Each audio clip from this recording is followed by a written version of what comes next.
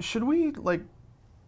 No, it's fine. I mean, you don't think that they need to like kind of have look, they'll get it. They'll see it. They'll understand that there's a change, and that's it. In the last YouTube like partner thing, it was like you should tell people about. No, it's fine. It's fine. If they care that much, they'll go in the comments and they'll mention something. All right, true.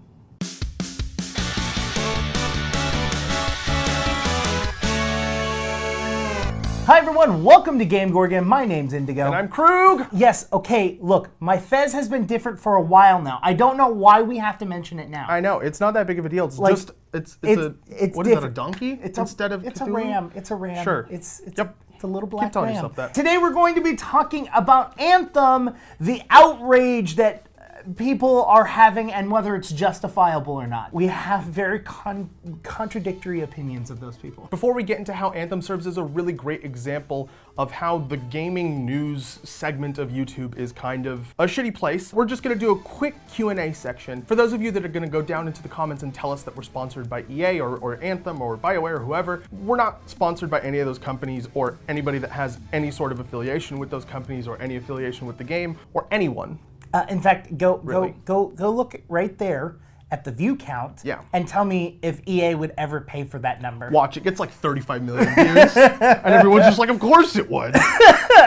Well, it would be our first million view video. It'd be our first 2,000 views. No, we'd be happy. Bottom line. But either way, we're not being paid. The second thing that we anticipate hearing a lot of is that microtransactions are destroying the gaming industry and that we're horrible people for in any way saying that any form of microtransaction is a good thing. We wholeheartedly disagree with that. Microtransactions aren't inherently bad for anything. It's just people charging you a sum of money for a product. It's when they become predatory that they start to erode the industry that we love so much, or when they become manipulative that they start to erode the industry that we love so much. A predatory microtransaction would be XP boosts in a multiplayer game where your level and your gear drop is based off of your money that you spend in this game. A acceptable means is a live running game that continuously has a upkeep and cost, charges for cosmetic items that benefit the individual but not give them a leg up on other players. There's also another version of predatory that's more psychological in nature, like preying on the way that people react to certain stimuli. We're talking about gambling. I don't know why I'm trying to dance around that subject. Gambling is a form of predatory financial transaction. Yeah, at its core, that is manipulative and predatory. But that's not what we're talking about here. No. So let's move on. For those of you who didn't see, before Anthem released, this screenshot was leaked. It's showing the Anthem in-game store. And that store is showing prices for some cosmetic items that are going to be sold in-game. There are two values there. There's one that looks like little gold coins. The gold coins represent in-game currency. And then there's little purple triangles, I guess. Shards? Yeah, those are called shards, and shards are the premium real money currency. This image shows some values that had no relationship to any real world value at all in anybody's eyes except for the developers. They weren't really sharing. We didn't know how long it was going to take to get any quantity of coins, and we didn't know how much an individual shard was going to cost. There wasn't enough information to make any sort of claim, and yet people were all over the place making claims. And so we pulled some examples and we're gonna talk about them. So the first video is from a content creator called Young Yeah. This individual is definitely not the worst perpetrator of the kind of things we're gonna start talking about. Keeping in mind that this video came out before Anthem's release, which is before we knew any information about value comparison between their currency and real world currency or time. At 2:23 in his video, he mentions that 100 shards is going to equal $1. Apparently 100 shards will be the equivalent of $1, give or take, without counting the bonus shards you'll obtain when you buy bigger packs of shards. It's an acceptable assumption. They're using that same kind of mechanic in other games. I get that. And so, like, that I get. If he had said, looking at other titles from the past, $100 usually equals 100 shards, then that would make sense, even by the difference of a word. It's impactful. I would say this in itself would be a passable thing. Apparently gives it kind of this waffle, kind of like, I'm not sure, I don't know feeling to it. If this was the only thing, I'd be like, whatever. Like, that's not a big deal. Yeah, it's not though. At 2:55, they mentioned something that we talk about kind of frequently, when is a microtransaction appropriate? Many have pointed out how these prices seem to have been inspired by Fortnite's pricing model, but Fortnite has some leeway in that it is a free-to-play game and offers tangible means to obtain its cosmetic items via the generally tolerated Battle Pass.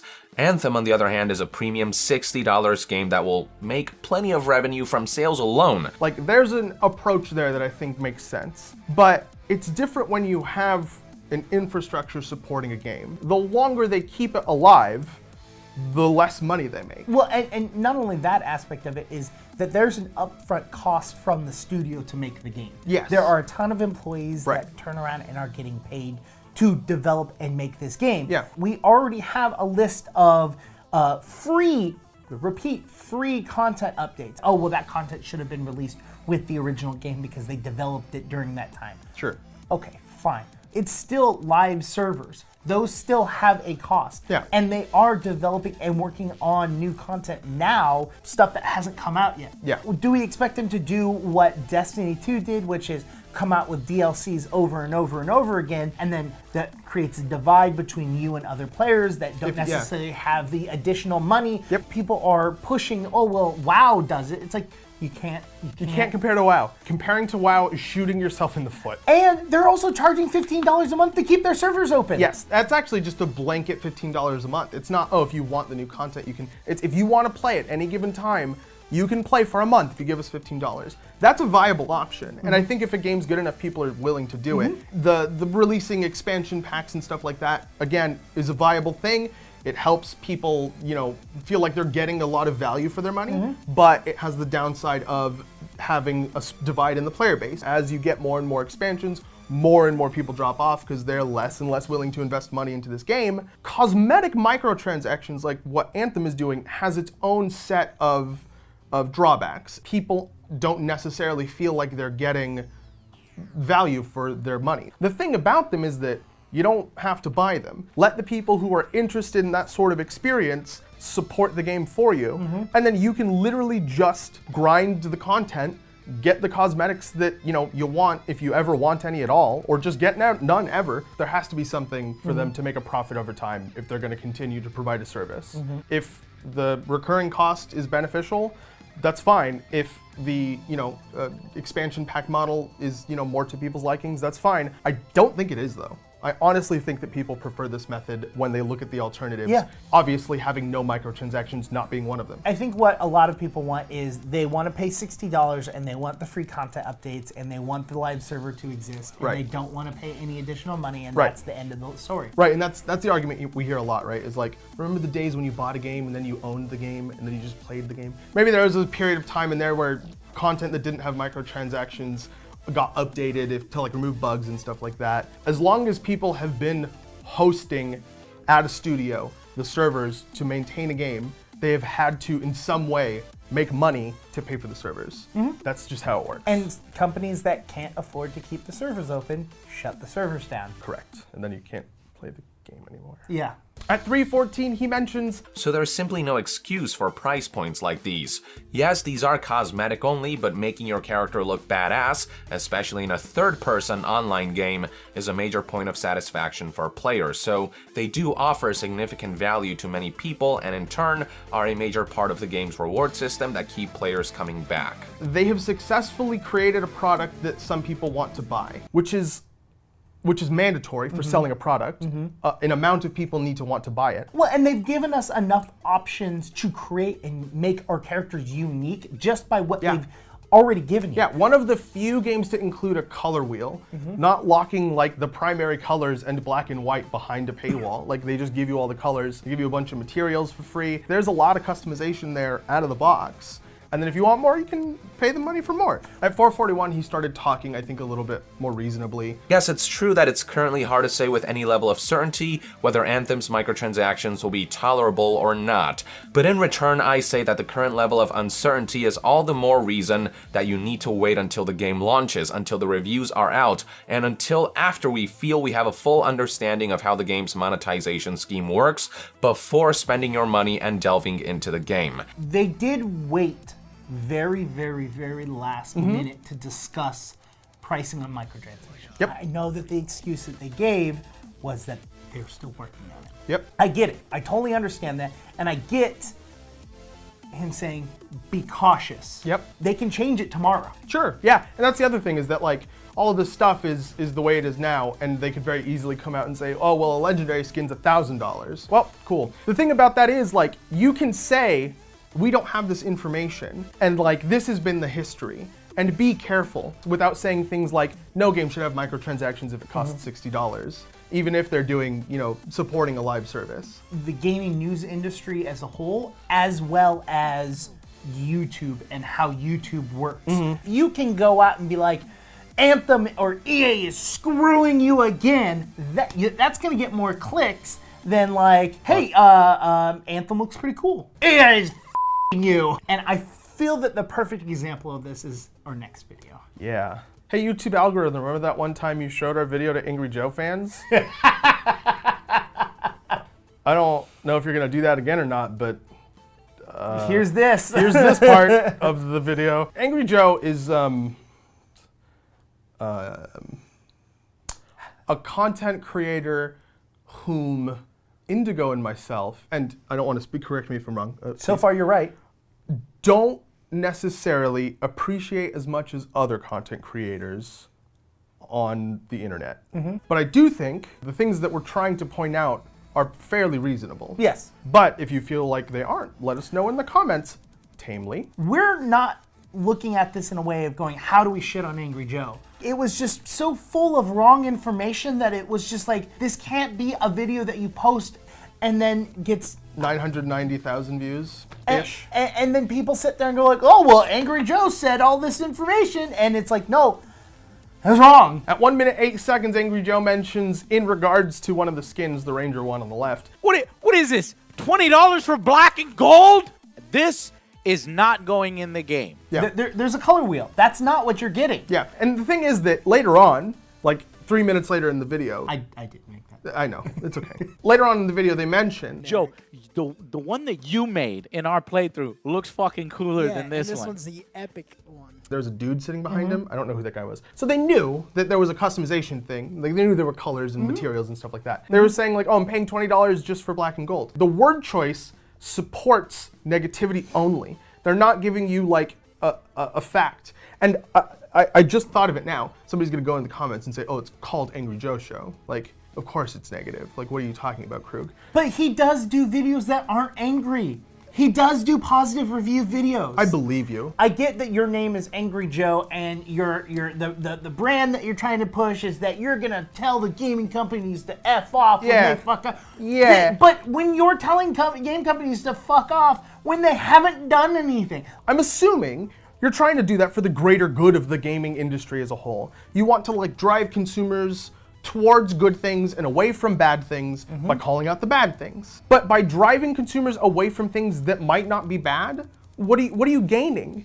And instead, who are you hurting? If this is EA's redemption story, if this is the point in time where EA goes, we're going to change, and this is going to be the start of a new company. Well, they suck because they suck. And then they go, well, we got more attention, we got more money from this game that we like intentionally did things that ripped people off. Yep. Versus this game that we put out that we tried to do the things that they were asking for. Yep, that's going to inform their strategy for forever. I'm going to speak for the entire gaming community, which is incredibly stupid of me to do, but here I go. I bet that nobody actually wants EA to fail. They want EA's business practices to fail. Nobody wants 1,000 developers who have nothing to do with any of the business decisions that come out of EA to lose their jobs. Nobody really wants that. Everybody wants all of those people to keep working, to be able to make games that are entertaining and fair. And if EA can do that, why not just let them do that? If they change, great.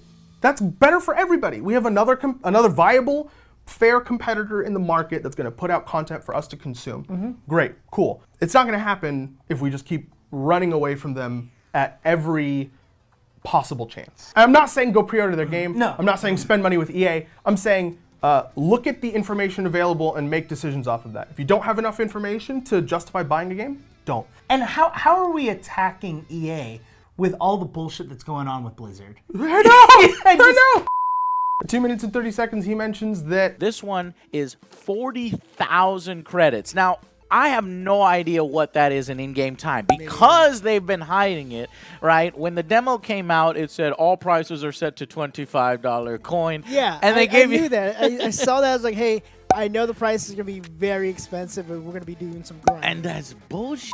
Like, if you don't have the amount of information that you need to understand whether or not it's upsetting, then why is it upsetting to you? Why is the video about the price? Why is the video not about hiding the currency? And I'm also curious of how you would quantify that. At 7:15, he mentions that 2,000 shards being the cost of a skin is an iteration. He proceeds to bash EA for not knowing how to figure out the cost of a thing in a game, saying it's not rocket science over and over again. We don't know what that image was trying to show off. Sure. So it literally could be someone punched a whole bunch of numbers in and was like 2,000 just to fill in the spots so that someone higher up than them can go, I like this design, can we tweak this, can we move this? They probably came up with this in an office and then they threw the numbers in later. And like when they're testing art and stuff like that, they need things to be in those They spots. need values, yeah. And so you can't just have a zero value always, because then you don't know what it looks like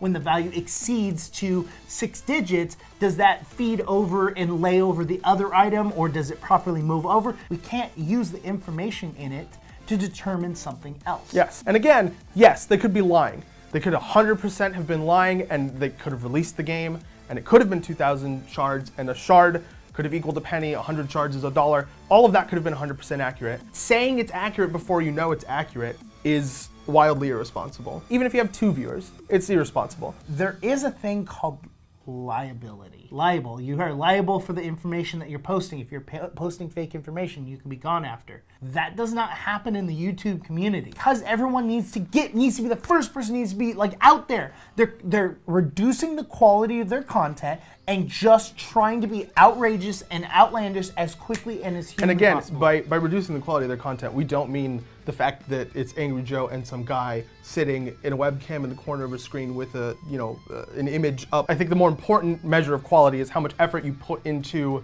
understanding the facts before you talk about them. At 3:17, sort of completely out of the blue. But you know, I like the game. I have main concerns that the hub area is just so generic and there's no story. Yeah, to me and right it's now, the same everything's thing just over and average. over. It's average, right?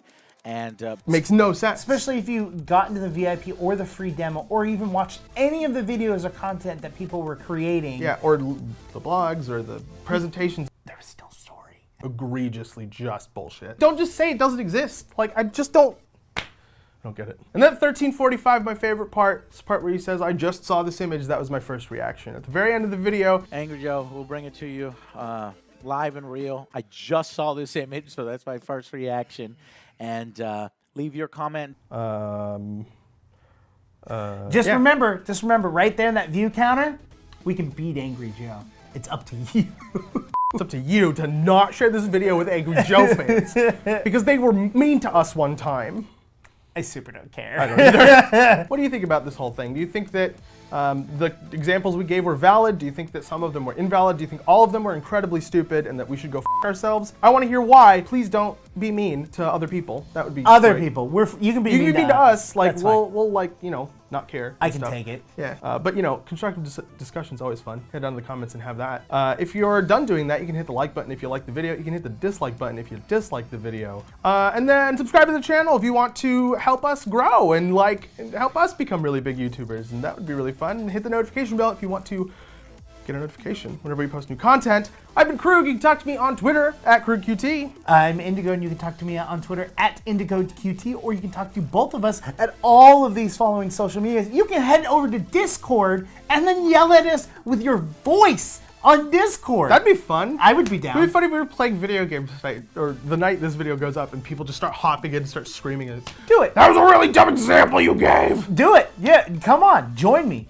And even if you don't want to do it with your voice and you just want to get a direct line, Yeah, Discord. I'd be down to talk to people. All right, everyone. See you next time.